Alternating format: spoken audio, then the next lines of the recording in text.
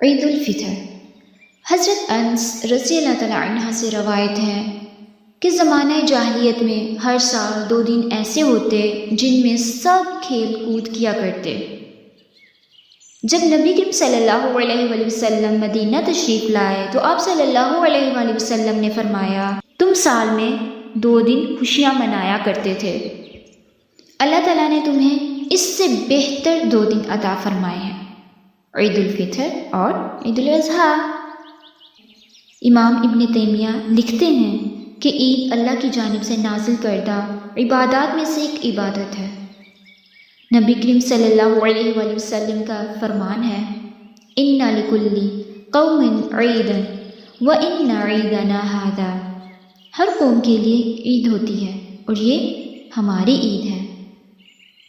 عید الفطر کا دن ایک رحمت، خوشی اور اللہ تعالیٰ کی طرف سے انعام کا دن ہے۔ تو وہ کون سا دن ہے؟ رمضان کے بعد جب شوال کے پہلے دن عید الفطر منائی جاتی ہے۔ عید کے دن کرنے کے کام: فطرانے کی ادائیگی، صاف ستھرا لباس پہننا، زینت کا اہتمام کرنا پسندیدہ ہے، جیسے کہ مسواک کرنا، خوشبو لگانا مردوں کے لیے، اور عید کے لیے بہترین لباس پہن کر جانا مستحب ہے۔ امام ابن قیم بیان کرتے ہیں کہ رسول اللہ صلی اللہ علیہ وآلہ وسلم عیدین کے موقع پر اپنا سب سے خوبصورت لباس پہنتے تھے۔ حضرت عبداللہ بن عباس سے روایت ہے، رسول اللہ صلی اللہ علیہ وآلہ وسلم عید کے دن سرخ داری دار چادر زیب تن فرماتے۔ رسول اللہ صلی اللہ علیہ وآلہ وسلم عید کی نماز کے لیے جانے سے پہلے طاق عدد کھجوریں کھاتے تھے۔ اب بعض اوقات ایسا ہوتا ہے کہ کھجوریں ختم ہو جاتی ہیں، تو پھر ہم کیا کریں؟ سنت پوری کرنی ہے تو اب کچھ بھی میٹھے میں کھا کے جا سکتے ہیں۔ شوال کا چاند نظر آنے کے وقت سے لے کے عید کی نماز سے پہلے تک ہم تکبیرات کثرت سے پڑھیں گے۔ گھر سے مسجد میں جا رہے ہیں تو تکبیرات پڑھتے ہوئے جائیں گے، دھیمی آواز میں۔ اگر مرد حضرات چاہیں تو اونچی آواز میں پڑھ کے جا سکتے ہیں۔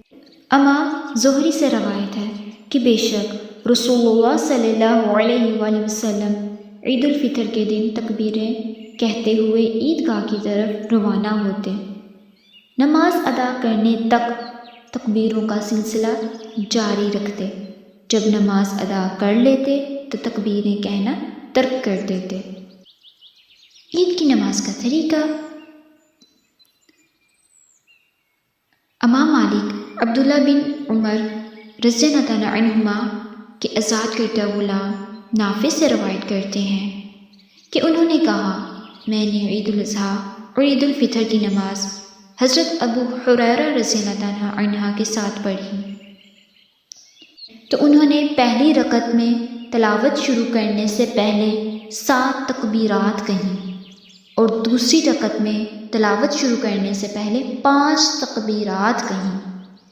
اس کے بعد امام مالک فرماتے ہیں، ہمارے زمانے میں بھی اسی پر عمل ہے، مینس کہ ہم بھی الحمدللہ اسی طریقے پر نماز پڑھتے ہیں۔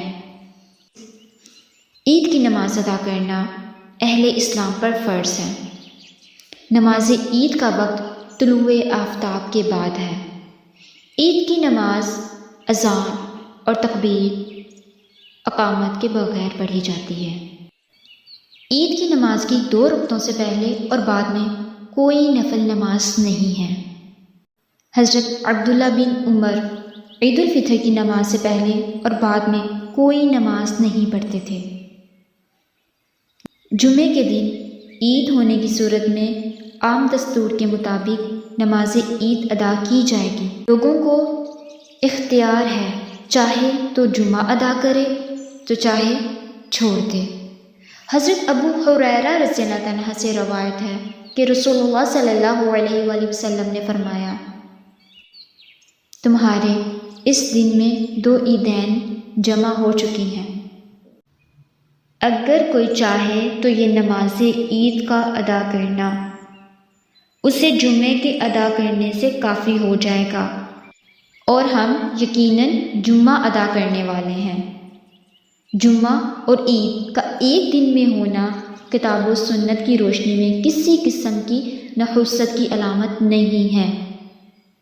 خطبہ عید۔ نماز کے بعد خطبہ دیا جاتا ہے۔ عید کا خطبہ ممبر پر نہیں ہوتا، کیونکہ آپ صلی اللہ علیہ وآلہ وسلم نے عید کا خطبہ ممبر پر نہ دیا۔ خطبے کے وقت خاموشی اختیار کی جائے۔ راستہ تبدیل کرنا۔ عید کی نماز کے لیے ایک راستے سے جانا اور دوسرے سے واپس آنا مسنون ہے۔ باہمی ملاقات اور دعا۔ عید کے روز مسلمانوں کی باہمی ملاقات آپس کی محبت بڑھانے کا سبب بنتی ہے۔ صحابہ کرام رضی اللہ تعالیٰ عنہم اس ملاقات میں ایک دوسرے کو مدرجہ ذیل دعائیں دیا کرتے تھے۔ تقبل اللہ منا و منکم۔ اللہ تعالیٰ ہم سے اور آپ سے عبادت قبول فرمائے۔ رسول اللہ صلی اللہ علیہ وآلہ وسلم عید کی نماز کی پہلی رکعت میں سورۃ الاعلیٰ اور دوسری رکعت میں سورۃ الغاشیہ پڑھتے تھے، اور کبھی ایک رکعت میں سورۃ قاف اور دوسری رکعت میں سورۃ القمر پڑھتے تھے۔